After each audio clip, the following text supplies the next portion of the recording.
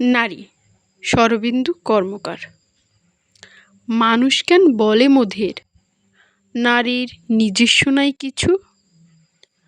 আমি তো দেখি জগৎ চলে নারীর পিছু পিছু। বাপের ঘরে লক্ষ্মী আমি, স্বামীর ঘরে অন্নপূর্ণা, ছেলের ঘরের জননী আমি, আমি ছাড়া সংসার অসম্পূর্ণা। আমার থেকে আপন করতে আর কি কেউ পারে? বাপের ঘরকে ছেড়ে এসেও পরকে বাঁধি ঘর।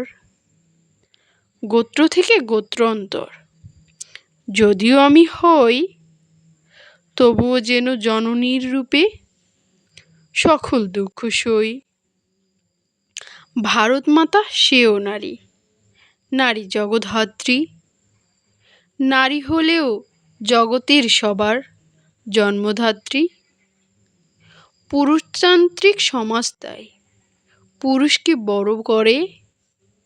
জেনে রেখো সেই পুরুষকেই নারী গর্ভে ধারণ করে। মহাকাল আমার পদতলে শায়িত চিরকাল। আমি ছাড়া এ জগৎ সংসারে সবই হবে অচল। আচ্ছা, আমার কবিতা আবৃত্তিটা এই প্রথম করলাম, কেমন হয়েছে অবশ্যই সবাই জানাবেন।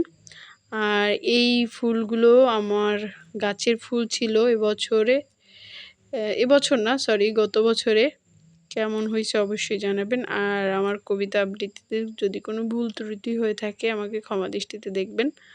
আর যদি আপনাকেও ভালো লাগে অবশ্যই আমি পরবর্তীতে কবিতা আবৃত্তি করব। আমি জানি তেমন একটা ভালো হয় নাই, তারপরও আপনাদের কমেন্টের আশায় আছি। যদি ভালো হয় বা আপনাদের ভালো লাগে তাহলে অবশ্যই আমাকে কমেন্ট করে জানাবেন। আর এই ফুলগুলো কেমন লাগছে অবশ্যই বলবেন। অনেক বড় বড় ফুল এগুলা, ছোট ছোট দেখায় ক্যামেরা অত মানে বড় দেখাইতেছে না, কিন্তু অনেক অনেক ফুল হয়েছে। গাছ মানে গাছের ডালগুলো ভেঙে পড়ছিল ফুলের ইতে ভারে আর কি।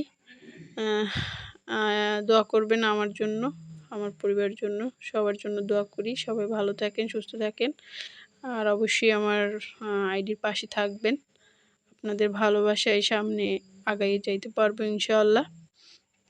সবাই আমার জন্য দোয়া করবেন। আমি দোয়া করি আপনারা সবাই ভালো থাকেন, আপনাদের পরিবারের সবাই ভালো থাকুক, সুস্থ থাকুক। এই বলে আজকে বিদায় নিচ্ছি। আল্লাহ হাফেজ। আসসালামু আলাইকুম।